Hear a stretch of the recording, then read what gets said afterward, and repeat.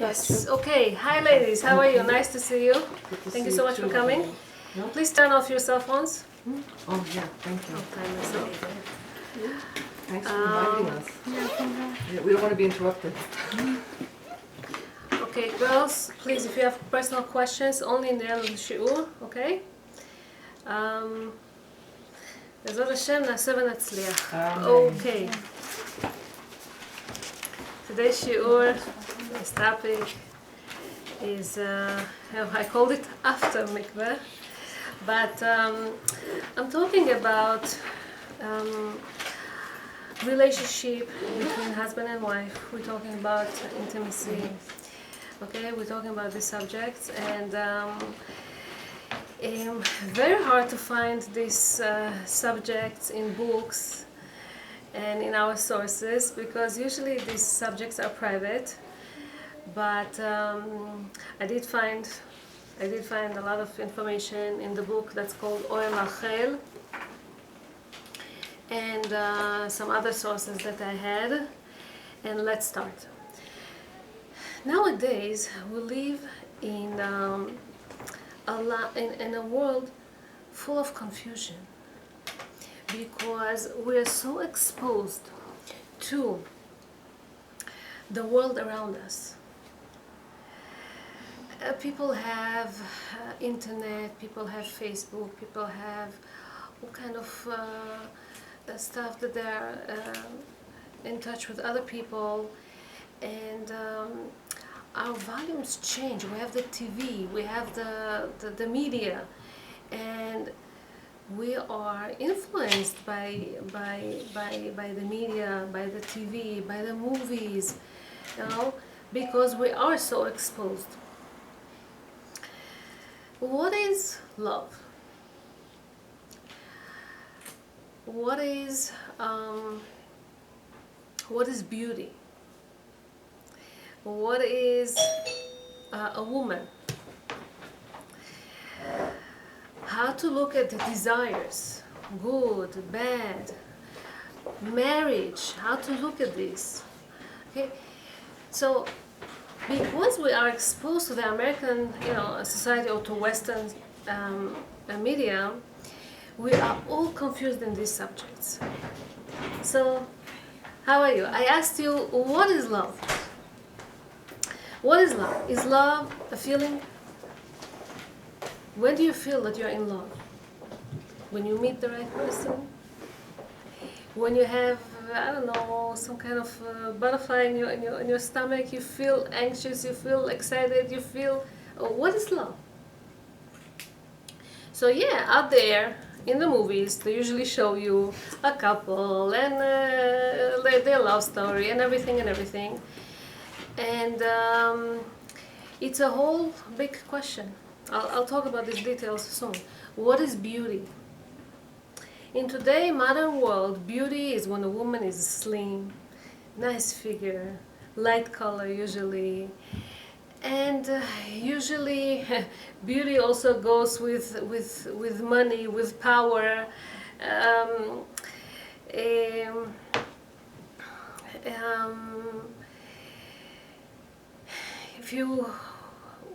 If you were exposed to movies and stuff, early in the morning when people get up, usually how they look like. In the movies, they always sparkle, they look always fresh, they look always beautiful, always with makeup, the right thing. The reality shows that life is not like that. Woman gets pregnant, and she gets wrinkled, she gets pigments, she gains some weight. What happens? So she shouldn't feel beautiful anymore, or her husband should, So how do we look at beauty? Women. How do you look at women? What is a woman? So in the Western world, she's like a sexual object. When people want to sell cars, they always put a nice woman next to the car. How would they sell a car without this beautiful woman standing next to it, or and because the women are in the advertisements and in billboards, the value of women, came down.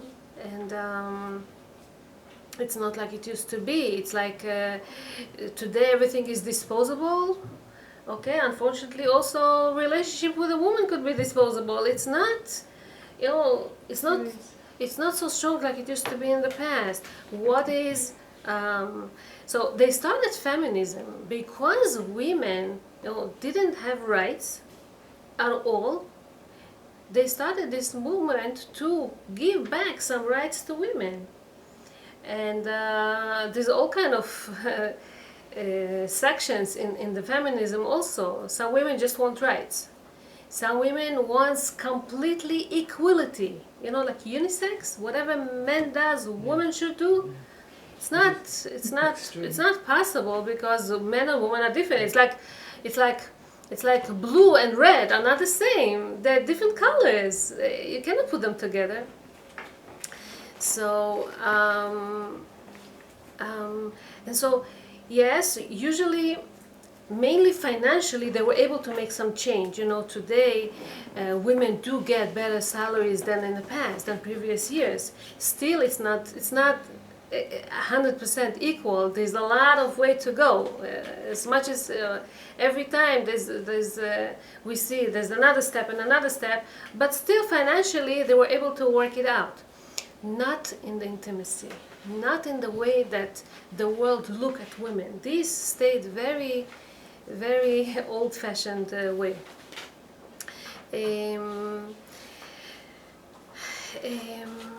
So let's continue. Desires. It's interesting. I read this article about this newspaper guy that went to India many years ago. He went to India, and he heard there a lecture from one of the gurus over there that spoke about love. So he said that in the Muslim world, they're very much afraid of women, meaning a Muslim woman cannot go to the market or to the outside when she's not covered. Why, he claims? Because they are so afraid, the men are so afraid of women exposing themselves. They know that their friends, their neighbors, even their relatives will harass her. And he will do the same to his neighbor's wife, if anything. This is why they cover up so much the women over there, so that other guys would not look at her. Think about this. She has to put on herself this black clothing and scarves and a black coat on top of it, and she covers her face so many times and everything, so nothing should be exposed, nothing should be seen. Why? Because they're so tsanua? It's because they're afraid that other men are going to put an eye on her. From the other side, okay, the Western world, they have too much freedom in this. They say that they're playing games. They kind of display themselves to the public, men and women. Men say to the woman, listen, let's enjoy, let's go out, let's do whatever, because they are into too much freedom, and they cannot do anything about this. They're too much into desires, they're too much into enjoying passion and stuff like that. And so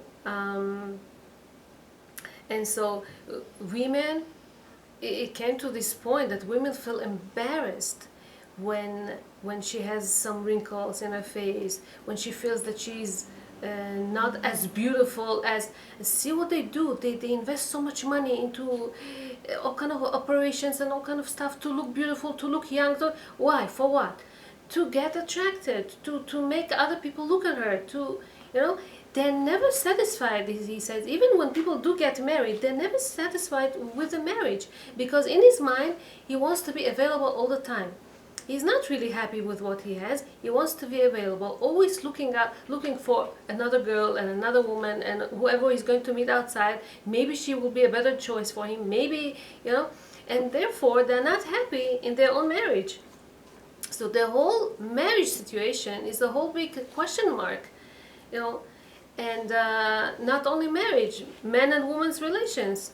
Too much freedom, allow themselves too much, play too much with the emotions of people and allow themselves too much, and so they keep searching. They're never satisfied, and they keep searching even after years of marriage. They want to look for a better one. So always sexuality and marriage was a whole big controversial issue, and let's reveal a little bit how the world looks at this. In ancient Greece, okay, women didn't have rights, and men could do anything they wanted with women, before marriage, after, whatever, because women didn't have any rights. Men could do whatever they wanted with them. So women were like, in a way, like prostitutes. They, whoever they get attention, again, because they didn't have rights, they didn't have money, it was very, very hard. Same was in ancient Rome. Christianity, how do they look at women? As a sin, as a source of sin. Eve is called Eve because she's a source of evil. She made Adam sin, and this is how they look at this. And kids are born from sin. Lo aleinu, this is how they look at this. The Protestants, okay, saw that the world cannot without man and woman getting together. So they say that marriage is not a sin. The Torah looks totally different at this thing. In the Torah, it's a mitzvah. What are you talking about? It's beautiful. Let's see, in the view of the Torah, okay, what is all these things that I mentioned? Woman, love, marriage, and all this. So what is love? It says in Sefer Bereshit, Genesis, על כן יעזוב איש את אביו ואת אמו ודבק באשתו. מה זה ודבק? You know what's דבק? דבק in Hebrew? דבק is glue. He should cleave to his wife.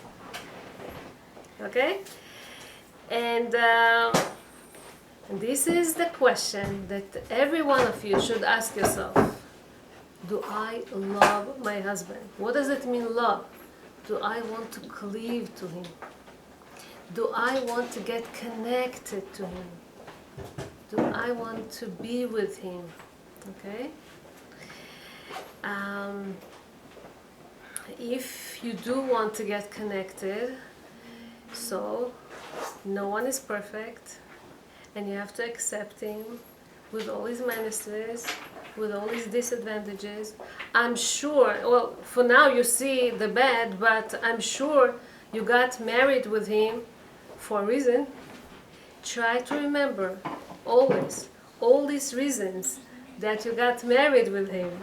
Okay, put this as a priority. Put this in your mind instead of the disadvantage that you see right now, and this is going to be so much helpful to you. Rabbi Akiva says, "Ish veisha shezachu, if they have them married, shchina benehem. Hashem is with them. Name of Hashem is with them." מה זה איש ואישה שזכו שכינה ביניהם? It says in Masechet Shabbat that peace is the name of Hashem. Shalom. Shalom is the name of Hashem. And if woman gives in, if woman tries so much to please her husband, to make him feel good, to make him feel happy, okay, whatever she can, so she brings the name of Hashem into her house. Then they call Shalom Bayit. She brings Shalom, Hashem, to her house. Shechina to her house. And when we say, right after I said, כן יעזוב איש את אביו ואמו ודבק באשתו, the continuation of the pasuk says, והיו לבשר אחד. They should become one. One, numeric value of 1 is 13. And love, ahava, is also 13. Okay? So when you love, you become one. And this is always supposed to be in your mind. Do I love? What do I do? Okay? What is love? Love is a feeling, or love is a verb. To love is something that you have to do. In order to enhance love in the house, it's not a feeling that you're supposed to feel in the house. It's something that you have to do. Okay? An action. Okay? So that there will be love in the house. I'll talk about this later on. Just another important sentence. It's Rabbi Akiva says, "Ve'ahavta l'cha kamocha." You should love your fellow Jew like you love yourself. מה זה "ואהבת לך כמוך"? Can I order somebody to love? Can I command on a feeling of somebody? So we know that to love, it means to give. Say that again? To give. To love is to give. And I'll develop it soon. But basically, every Jew, okay, is commanded to control his mind over his feelings, over his heart. And so this is our obligation as Jews to work on ourselves, to work on our qualities. Okay, let's go on. I asked you before, what's beauty? It says in the Sifri. Sifri is a midrash that written on Sefer Bamidbar, on Parashat Baalotcha. Listen, we just read this parasha last week about ציפור. כתוב שמשה רבנו, what did Miriam spoke about? Okay, about האישה הכושית אשר לקח. He got married with אישה כושית. What is it, אישה כושית? In Hebrew, kushi, it's like black person. That's kushi. But that's not the meaning. How do you say in Bukharian, somebody beautiful? Khushro. Khushro. What does that mean? זה חושית, חושית. זה האישה החושית. She was a beautiful woman. חושרו. Oh, that's so funny. It's really something special. נאה במעשים, nice in her deeds, ונאה במראה, nice in her appearance also. Some women, they say in the Midrash, it continues and says that sometimes a woman, she's beautiful in her body, but not in her deeds. Sometimes only in her deeds, not in her body. Sometimes she's nice to her husband, but not to other men. I mean, she doesn't have to be. It doesn't have to be the same, but to others, she appears like a weirdo or something. And sometimes the opposite. She's nice to others, not to her husband. When it speaks about Tzipora, that was this Khushro that I said, a beautiful woman, she was beautiful inside and out. So when we speak about beauty, we speak about beauty, about Sarah, about all our mothers, Rachel, all our mothers, they were beautiful women. Beautiful means, yes, outside, but also inside. And their deeds screamed so much to the outside, because beauty is inner that goes out. So in our sources, this is what it means, beautiful. שלמה המלך writes in ספר משלי, שקר חן והבל היופי. Beauty is false, it's nothing important. אישה יראת השם היא תתהלל. A woman that fears Hashem, she is the one to be praised. So the meaning is, whenever the beauty stands only by itself, it's not called beauty. Beauty is when it accompanies with deeds, with good qualities. This is when it's called really beauty. So when when we mentioned before, these stars from Hollywood, they look beautiful, yes. They work very hard for beauty, yes. They do work very hard. Today I heard on CBS, in the morning, I wanted to hear the weather. What's going to be the weather today? So there was this guy, Craig Allen, that speaks about the weather, that gives the forecast, right? And there was another somebody there, and he said, oh, you post my picture in Facebook and I don't look so nice, look at my hairline, look at my this, I have to lose some weight, blah, blah, blah. And he tells him, I look so beautiful because I was working for the TV. If I'll work now, this is a radio, so in the radio people really don't see, the people. If I'll have to go to the TV show, you know how much they have to work on me so that I would look nice? This is TV. This is these shows. This is all bubble. This is all, it looks like. It's not a real life over there. It's not reality. So this is the beauty that we have today over there. And as I mentioned before, when beauty is based on the appearance or on money, because we said that beauty goes with money, so this is ahava shetluya badavar. These are things that depends on something. This type of love, this type of relationship that the stars have between themselves is something that won't last, because it's not a real one. It's like a bubble that one day will just pop, and that's going to be the end of this. Isha, a woman. So we spoke about women before, how in the world they look at women, and how is the Torah looking at a woman. It's a very big subject. I won't be able to cover, obviously, all this. I'm just saying in a very short thing. When it says, Vayivra Elokim et ha'adam betzalmo, when Hashem created the man in his own image, it says, Zachar u'nekava bara'otam, Hashem created them, male and female, Vayivarechotam, Hashem blessed them, Vayikra Shmam Adam. Only when they're together, they're called Adam, they're called human. Man on his own, he's not perfect. There's no perfection on just being a man. Only when he's married to his wife, this is when he comes to perfection. This is when he becomes Adam. Okay? So, this is how Hashem, this is how the Torah... Is the woman perfect on the other side? I mean, it says woman is she's on her own. She cannot do so much. She needs him also to become perfect, to become one. We know that Adam and Chava, we mentioned it last week. In the beginning, it was a perfection. Once they made a sin, they separated. This is why she gets a period. That's why she has to distance from him, and so on. Before people are born, they're one neshama, one unit. Then Hashem separates them, and they come separately as baby boy, baby girl. Somehow they meet later on, and they get together. In the marriage, in the chuppah, when the rabbi makes the unity, okay, so the chuppah, okay, the kiddushin, is to work to make them one again, whatever they used to be before.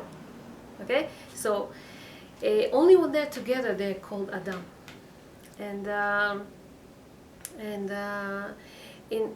because the woman in the past, she was so much dependent on the man, and woman is usually so much softer. She's more emotional. She needs protection. Husband's job is to secure his wife financially and emotionally and whatever. Okay, we'll learn all the laws from a Jewish maid. We'll learn maze she'era, ksuta, onata, husband's obligation towards his wife. Other nations don't have a ketubah whenever people get married. We had a ketubah to make sure that this woman, she has rights. Okay, he cannot do whatever he wants with her. I mentioned to you this guy that went to India and heard this lecture about all types of love. He speaks about the Indians themselves, that they say, oh, we're not like the Muslims, but we're not Western too. After we get married, he said, this guy, this is when we find 360 ways of making love with our wives. This is what Kama Sutra. This is what it says. And by the Torah's view, a woman is not a toy that she's supposed to amuse her husband in 360 ways. Yes, Once they get married, the Rambam says that they're allowed to do whatever, but it's according to her will and according to her ability. To both of them, of course, they have to try to work on it, and we're going to speak about this later on. So the Rambam says, ציוו החכמים שיהיה אדם מכבד את אשתו, he should respect his wife יותר מגופו, more than his body, meaning if there's only one piece of bread to eat, he should offer it to his wife. This is what it says. ואוהבה כגופו, should love her like himself, but respect her even more. This is, you don't see it in other places, but now, so we spoke about desires. Now let's speak about marriage. Why do people get married?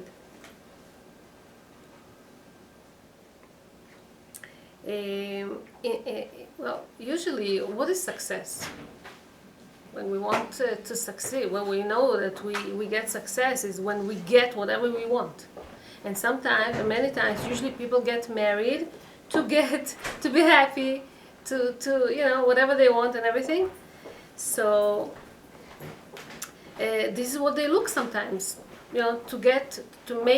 she gets married to him so that he will fulfill her dreams and her wishes. She gets, and it's not true. It's not the way. How do we get to happiness in marriage? In Judaism, we have a concept that's called kedusha, kiddushin. Kiddushin is holiness, is taking something that's physical and elevating it and making it spiritual, okay?